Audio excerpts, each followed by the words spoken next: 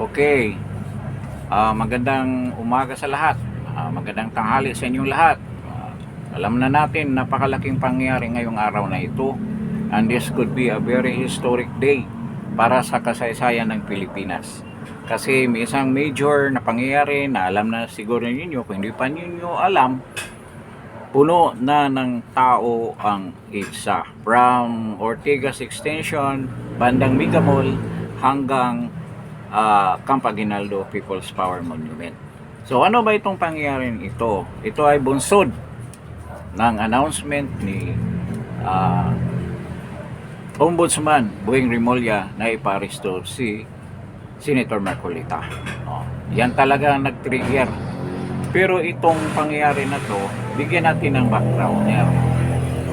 Kung kailan kaya nagdesisyon o nagplano ang iglesia na gagawin itong napakalaking pagtitipon na to, na sinamahan na ngayon ng iba-ibang sikta ng ating religious congregations at mismong taong bayan ang unti-unting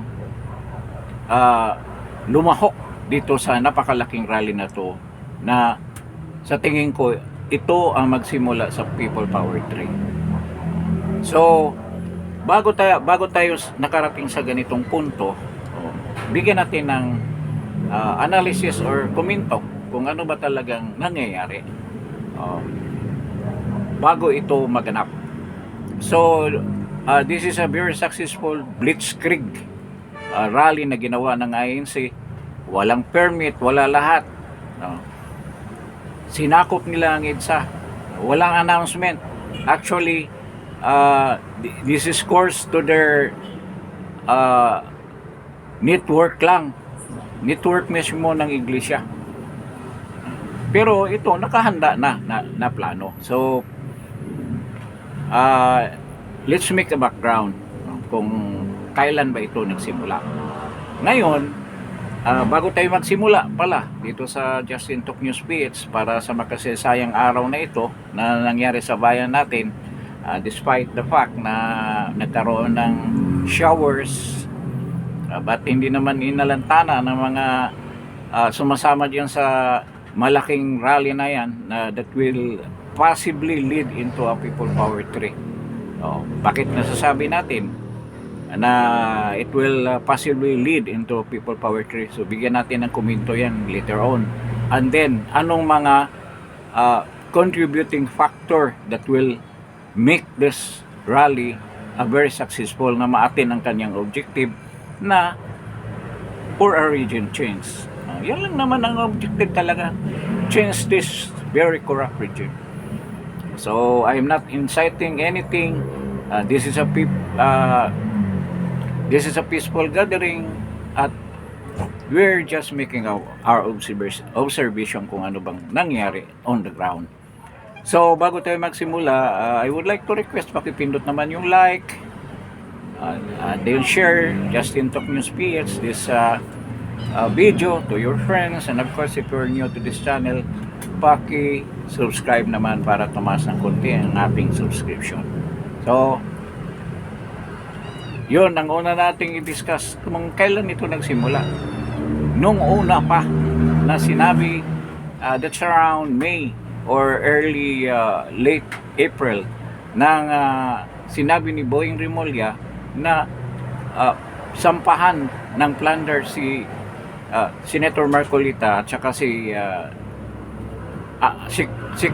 former Secretary Mike Defensor ng plunder dahil nga dyan sa contribution sa election contributions or donations na ginawa ni Mike Arroyo for Senator Marcolita, na dinismiss na nga ng in-bank unanimously ng Comelec. So doon nagsimula ito. Doon ang usapan sa loob ng Iglesia ni Cristo kung ano ba ang dapat nating gagawin. At nabuo na ito na ito lang ang dapat nilang gagawin, na magkaroon ng massive rally dyan sa EDSA once ideklara na ni Boying Rimulya na aarestuhin si Senator Marcolita. At kahapon, during his press conference, sa kayabangan na paraan, malaking ano pa siya, nagyayabang pa siya na talagang sasampahan niya ng kaso si Senator Marcolita despite the fact na wala, labag sa batas yung ginawa niya dahil ang contribution na yan is a private money, private funds yan. Bakit sasampahan mo isang tao nagbigay ng donation sa isang kandidato galing sa kanyang sariling pera na wala namang involved dyan na pagnanakaw sa any government funds? In fact, itong mga tao na to na nagbigay ng contributions are private individuals, private citizens ng ating bansa. So hindi dapat yan magiging plunderous or a case to be filed with plunder as a crime. So talagang sa sinaad doon sa paliwanag or pahayag ng spokesman ng INC, sinabi nila na selective justice is injustice kasi yung mga kalaban lang ng administrasyon na to ang sinasampahan ng kaso. Kung sino pang yung nagbubunyag ng katiwalian sa pamahalaan natin tungkol dito sa malawakang pagnanakaw ng pundo ng ating bayan, sila pa ang may kaso. Pero yung mga involved dyan sa plunder na yan na ginawa, pagnanakaw ng pundo sa flood control, ay walang kaso, walang nakasampang kaso, walang nakakulong. Lahat na mga ginawa nila ay pagputik sa sarili nila, paglihis ng issue na yan. So yun ang nabuo ng desisyon ng Iglesia ni Cristo, na once ito will be formally announced or declared na talagang sampahan ng kaso si Senator Marcolita, talagang lalabas na sila. At sa mga pananalita ng kanilang spokesman diyan sa Net 25 na si Edwel Sabala, sabi niya, this is a message from the congregation itself, sa pamunuan ng congregation ng Iglesia ni Cristo, na kahit ikulong ninyo si Senator Marcolita, hindi sila titigil para magkaroon ng katarungan yung pagnanakaw ng bilyones na halaga dyan sa pundo ng flood control. This is for the justice of all the Filipino people. Yun ang sinabi nila. Hindi sila titigil. So anong ibig sabihin yan? Kahit ikulong nyo si Senator Marcolita or hindi niyo ikulong, nakapag-desisyon ng Iglesia ni Cristo na talagang lalabanan nila itong korupsyon na ito. So, by the sheer number ng Iglesia ni Cristo, nakakatakot yan. At ngayon, as of this time, napakarami na ng tao sa IDSA at parating pa yung iba. They were transported by buses from different locality, mga lokal ng Iglesia sa buong Luzon, at may probability pa na maraming darating galing sa mga probinsya. Not until magkaroon ng resulta itong kanilang pagtitipon, na sinasamahan na rin ng mga supporters ni BP Inday Sara, ng mga Muslim community, mga Muslim civic society groups na nagsusuporta kay BP Inday Sara, ang KOGC sumama na rin, at ibang mga sikta ng ating religious na mga congregations. So yun ang present na nangyayari ngayon. Pero may tanong, what will make this people power, looming people power, successful? Babalik tayo ulit doon sa ating sinasabi ng mga karaan nating vlog, na kapag walang participation ng military, walang complete change na mangyari. Tandaan natin ang sinabi ni Browner na yung AFP Chief of Staff, na hindi bulag at pipi ang mga militar. Pero hindi ko na kinonsidera yung mga sinasabi ni Browner, kasi para sa akin sinungaling siya. Alam naman natin na nakatanggap din ng malita yan si Browner doon sa pag-uusap nila ni Tambaluslos. Nung nakaraang taon pa na may video pa nga, nagpapasalamat pa nga siya sa pundong binibigay ng Kongreso sa kanya. Oh. Ngayon, hindi na natin paniwalaan yan, yung mga higher officials dyan sa AFP. Ngayon, it is time for the junior officers na mga active officers dyan sa AFP to act. Kung hindi kaya ng pamunuan ninyo dahil nabubulag na sila sa binigay na halaga sa kanila, panahon na umakto kayo. I'm not inciting sa inyo, but you should do your civic duty. Ang duty ninyo sa posisyon ninyo being the protector of the people, dapat gampanan ninyo. Responsibilidad ninyo yan sa mga tao. At nakasaad yan sa ating constitution at nakasaad din sa inyong mismong mga regulasyon dyan sa AFP. Kailan ba kayo lalabas? Ito, lagi niyong sinasabi na dapat makikita ninyo kung gaano karami ang tao na lalabas at maramdaman ninyo ang hinaing ng mga tao kung ganyang karaming tao na ang lalabas. Ibig sabihin, majority ng mga tao ay talagang gusto na ng pagbabago sa pamahalaan na to. So ito na yung panahon. Hindi kayo naniniwala doon sa mga survey rates na nag-negative na yung rating ng ating bangag na Pangulo.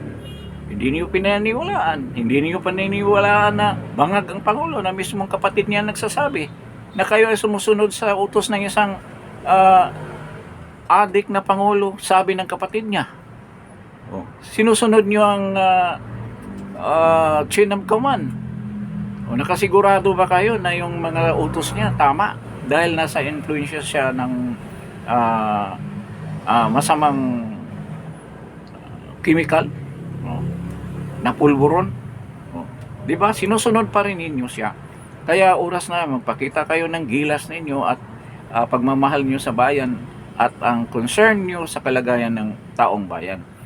So this is the time na yung mga doubts ninyo, ang self-serving ninyo mga ambisyon, patuloy ang paghawak ninyo sa position nyo until na mag-retire kayo, na meron kayong retirement fee.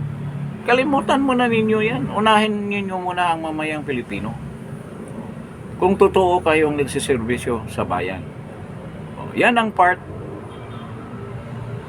na komento natin para dyan sa mga AFP personnel, junior officers. I'm addressing the junior officers. At ito naman laging sinasabi ni President Duterte.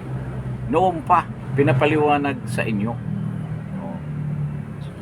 Galing kay President Duterte yung mga speech na yan. Kaya yan, dyan nga nayamot, nainis. Dahilan na pinakidnap si President Duterte at dinala sa dahig. So ngayon, lumabas na itong maraming tao at patuloy ang demand ng lahat na magkaroon ng transparency, accountability, buwagin na yung bendalo na sistema ng pamahalaan nito, ang injustices na ginawa ng pamahalaan na to. At parusahan yung mga nag-commit ng pagnanakaw, ng plunder, yung mga totoong nag-commit ng plunder. Pero hindi ako maniwala kung nandyan pa rin yung presidente na yan. Dyan sa posisyon niya. Dahil siya naman ang mastermind. Siyempre, protektahan niya ang kanyang sarili. So ngayon, malalaman natin ito dahil simula ngayong tanghali, itong pangyayaring ito na matinding pagdagsa ng mga tao dyan sa EDSA. Magkaroon ng dyan, doon banda sa People's Power Monument, magkaroon ng programa. So, maririnig natin ang boses ng mga umaatin sa rally na yan. So, ang gagawin natin, patuloy natin bigyan ng komento at analysis at ipaliwanag kung ano ba yung mga nagaganap dyan sa EDSA sa pagkangayon. Kung ito, walang gagawin ng pamahalaan, tuloy-tuloy na itong kaguluhan na to. Kasi, ang pagkaalam ko, hindi lang ang pagtitipon ay dyan sa EDSA. Meron din sa Liwasang Bonifacio at may posibilidad na meron din dyan sa Mindula. So, sabay-sabay ito na pagprotesta laban sa katiwalian, matinding pagnanakaw sa kaban ng bayan. So, dapat tayo, kung hindi man natin kayang sumali dahil sa kung meron tayong kapansanan o hindi natin kayang umatin talaga, pwede tayong tumutok na lang sa mga vlogger at magko-comment tayo. Bibigay tayo ng ating mga komento, ating mga damdamin tungkol dito sa pangyayaring ito. So, balikan ko yung sinabi ng spokesman ng Iglesia ni Cristo. Hindi sila titigil. Napakaliwanag na pahayag yan. Hindi sila titigil kung hindi nila makamit, hindi pananagot yung mga totoong nagnakaw ng flood control funds.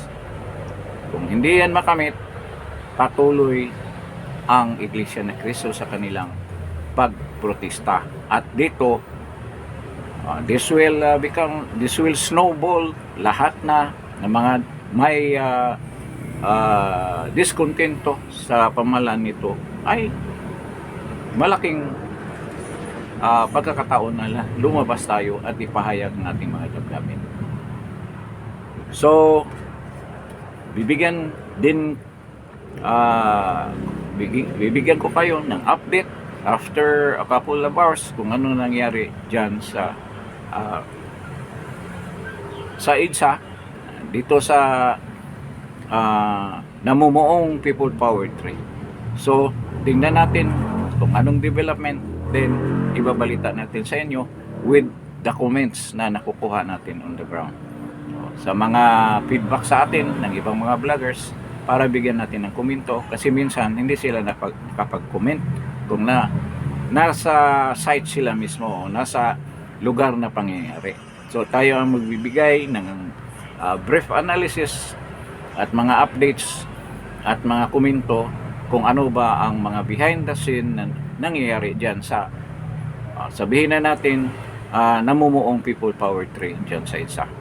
So maraming salamat sa pagdalo ninyo dito sa Justin Talk News page. Antabayanan natin ang susunod na mga pangyayari dyan sa EDSA.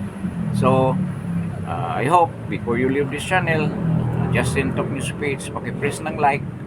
Then if you're new to this channel, paki-subscribe. So maraming salamat sa inyong lahat sa sunod na pagbabalik within a couple of hours. Salamat po.